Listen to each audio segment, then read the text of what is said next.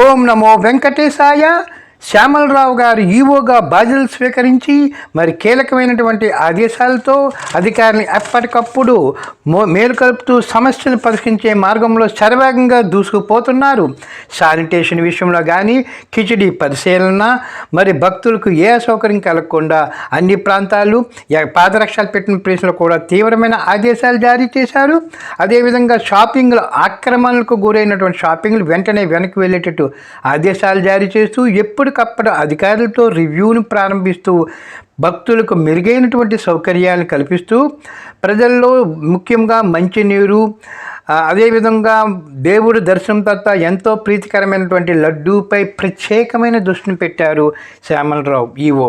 మరి అదేవిధంగా వెంగమాంబాలో భోజన కార్యక్రమాల్లో ఎప్పటికప్పుడు వెళ్ళి నేరుగా తనే తింటూ భక్తులను అడిగి వివరాలను తెలుసుకుంటున్నారు.